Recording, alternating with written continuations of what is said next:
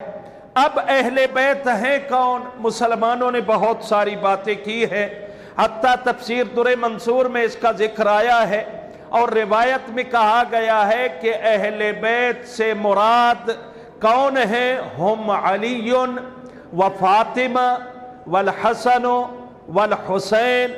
اہل بیت سے مراد کون ہے؟ علی ابن ابی طالب، جناب سیدہ کائنات فاطمہ الزہرا سلام اللہ علیہا۔ صلوات پڑھ لیں سب مل کے۔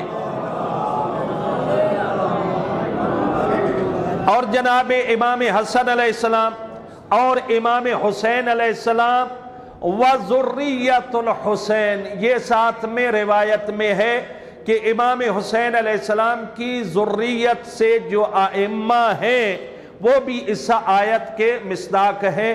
اور آپ جانتے ہیں کہ اللہ تعالی نے کچھ خصوصیات امام حسین کو عطا کی ہیں، ان میں سے ایک یہ ہے کہ اللہ نے امامت کو امام حسین کی ذریت میں رکھا ہے۔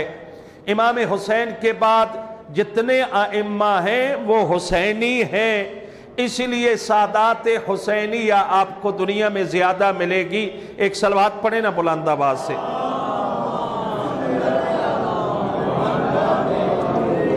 اور بہت سارے اشکالات بعض نے کیے ہیں، جس میں کہا ہے کہ یہ سورہ مبارکہ سورہ شورى جو ہے یہ مکی ہے، اور لوگ پیغمبر کے پاس آ رہے ہیں کب؟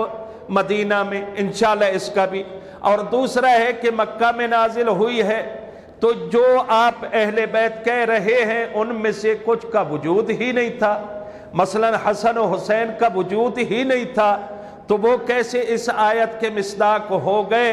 تو انشاءاللہ اس کو بھی آپ کی خدمت میں، اور بیان یہ اعتراض کرنے والا آپ کا ہی بندہ پاکستان کا ہے، عبدالاعلی مودودی، اس نے بھی یہ، حالانکہ اہل بیت کی محبت اور فضائل بیان کرنے میں بہت مشہور ہے، پتہ نہیں یہ اشکالات کہاں سے آئے ہیں۔